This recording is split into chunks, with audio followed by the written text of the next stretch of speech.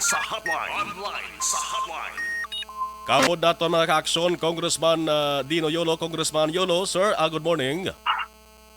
Good morning man sa imo, Aston Marlo, no? And of course, good morning sa tanan nato at nagpalamati. Yes, pero do hindi ini mayong morning sa pila ka mga residente, Congressman, dira sa may Himabaylan, kag sa Binalbagan, bagod man sa pila ka mga barangay, agin baha kagabi. Anong information nga nabato nimo sa ni Congressman? Actually, no, kagabi, no, or lapit na lapit na sang mga alas 12 ang akong staff no nakabaton sa mga report about sa mga flash flood, no. So nag-responder kita dayo, no. Although ako gani ari ako sa Bacolod, subong kay ga-isolate ako, no. Kay nag-post kita. Pero ang akong staff kagabi hasta sila kay alas mga 4:30 sa aga. Okay. Nagibot sa pila ka mga pumuluyo naton nga nag-evacuate. Based sa record nga nakuha mo da, Congressman, ano ini nga mga lugar ang ginbaha kagabi? Kagabi, no, actually, ang nakuha na mo report about sa Payaw, I think no, mga 6 families ang nag-arato dito sila evacuation center, and then dito mo kuno sa sa Barangay 3 kag sa Karadyoan, Himamaylan. Sa Himamaylan. So, Karadyoan, Barangay 3 sa Himamaylan, Payaw sa Payaw sa Binalbagan, sa mga Hindi may mga report na kami nabaton kay na sa aga, may kulo sa Sarait, no? Pero kaya wala pa na nasulod sa mo na ang staff na po dito na nakatatlo sa Payaw, sa Sitsuwayan, sa Barangay 3, Botong Damo, kaya diri sa may webstone na yun sa may Barangay Karadyoan. Okay, sa Payaw, ma-evacuate, magin pang bakwit. Sa Karadyoan, mayara man gin bakwit, Congressman? That is correct, no. So, doon ka barangay, nag-apitan sa akong staff today.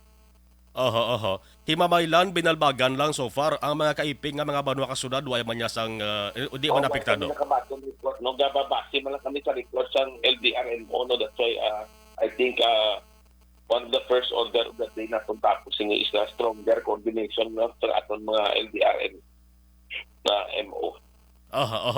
May mga immediate assistance naman na Congressman ginpadala sa mga affected families.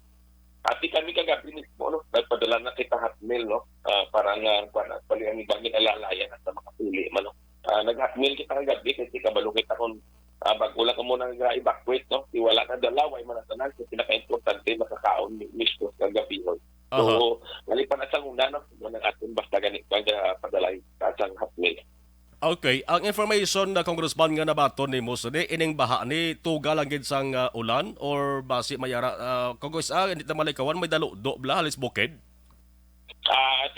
Grabe man ang ulan kuno kagabi, no. So inang halinguro sa tungod na iti atong drainage sa mga ato na daan mga lugar so medyo constricted, no. So that's why cause kita plus flood. Okay. Sige, Congressman, no? Imo dala si ning mensahe sa mga taga Quinto Distrito labi na gid mag-amo sa nga senaryo blang buo ang ulan, may ara mga pamilya kung kaysa mga residente, Congressman nga kabutang sa peligro blang sitwasyon. That is correct, no. So para sa pumuluyo naton kung makita na naton gani nga daw ang inuras ng ang ulan, no, kaga labi na gid kung nang wala brown cut, no. Makita naman na naton na hindi na kita mag-ulap kung dapat pagkakagabihon para kita magkakita sa mga evacuation center, no. Handa naman ang aton mga local government unit, of course ang aton opisina, mag-atagasan makaya naton assistance para mapasigurado na wala sa malain matabo sila kung pagabuhay ng sila pamilya. Sige. Congressman Dino Yolo, sir, salamat sa information ginhatag diri sa Aksyon Radyo Bacolod kag good morning sa liwat. Kadamo mga salamat sa Master Marlon sa bugos na Aksyon Radio kag sa tanan total matig mga agas tanan. Action Hotline. Si